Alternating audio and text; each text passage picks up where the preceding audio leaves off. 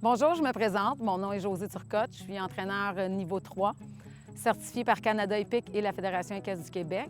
J'ai une écurie et un centre d'entraînement à Mirabel. Moi, je me suis spécialisée à l'élite québécoise. Il doit y avoir de ça 8 ans ou une dizaine d'années où j'ai décidé d'arrêter mon école d'équitation et de me concentrer sur les gens qui voulaient peut-être une approche un petit peu plus personnelle pour performer sur le circuit de compétition. Mon Dieu, la vie pour un cheval d'élite de compétition au Québec, c'est une saison qui est très courte, donc beaucoup de semaines de façon consécutive. Alors, à partir du mois de mai, c'est des chevaux qui quittent l'écurie le mardi ou le mercredi matin pour s'en aller dans un endroit comme le parc équestre de Blainville ou dans des tentes qui ont été installées soit à Saint-Lazare ou à Bromont, puis qui restent là jusqu'au dimanche. Et puis ça, c'est parfois 3 semaines, 4 semaines de façon consécutive. Alors, c'est assez exigeant. Quand on revient à la maison, normalement, on leur donne un temps de repos pour que le corps puisse récupérer, ce que je considère très important. Alors, je vous dirais qu'en saison, l'entraînement se fait sur le terrain de compétition, mais pas beaucoup à la maison. À la maison, quand ils sont à la maison, c'est plutôt un temps de repos. Je pense que les bases d'un bon entraînement avec un cheval commencent par, évidemment, s'assurer que ces éléments, que ces besoins de base sont comblés. Donc, on parle de nutrition, on parle de pouvoir sortir en liberté. Pour moi, c'est important. Qu'ils puissent aller dans un paddock sécuritaire ou un endroit sécuritaire, juste être à l'aise. D'ailleurs, ici, on a une petite blague parce que si vous venez l'été, souvent les chevaux sont couchés dans le centre puis se font griller, là, littéralement. Je pense que les bases, elles sont construisables sur le plat en partie, puis après ça, à l'obstacle. Je dirais que les qualités à avoir pour être un bon cavalier de compétition commencent par, évidemment, les qualités techniques.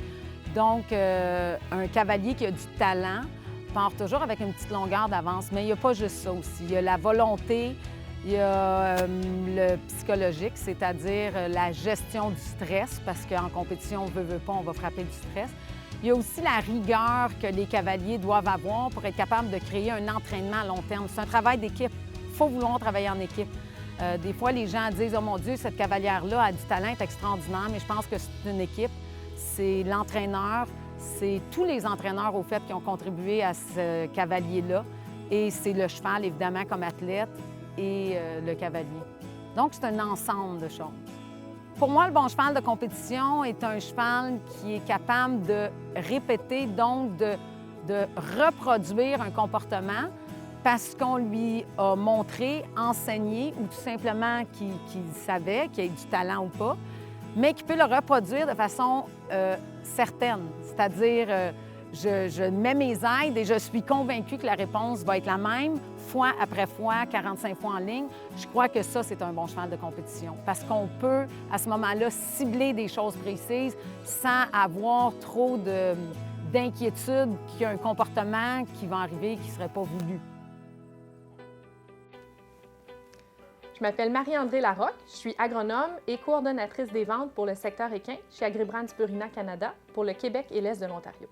Le cheval de compétition est un athlète. Il est entraîné rigoureusement plusieurs fois par semaine. Pendant la saison de concours, il doit faire face au stress du transport pour se rendre sur les sites de concours, au stress de la compétition elle-même et au stress d'être dans un endroit différent à chaque semaine. Pour réussir à performer malgré tous ces facteurs, il doit absolument avoir une santé infaillible. Au Québec, la saison de compétition dure seulement quelques mois. Les chevaux sont sollicités grandement pendant la période estivale. Ils doivent donc être au plus haut de leur forme pour performer à leur plein potentiel pendant cette courte période. L'alimentation en prévision de la saison de compétition doit commencer tôt au printemps ou dès que l'entraînement recommence. Il est primordial que les chevaux de compétition aient suffisamment d'énergie pour faire le travail qui leur est demandé tout au long de la saison de compétition. On recherche aussi une cote de chair adéquate, entre 5 et 6 sur 9, sans quoi la performance pourrait être affectée. Au niveau nutritionnel, le cheval de compétition se distingue par son besoin élevé en calories. Il dépense beaucoup d'énergie, on doit donc compenser avec une moulée complète de qualité. Les moulées dont les calories proviennent à la fois de l'amidon, du gras et de la fibre sont souvent privilégiées pour ce type de cheval-là. On peut parler de moulées comme Trimax ou encore Evolution Élite. Le fait d'avoir les 3 sources de calories, ça permet d'avoir un bon tempérament, de maintenir l'endurance et d'avoir l'intensité qu'on recherche en compétition.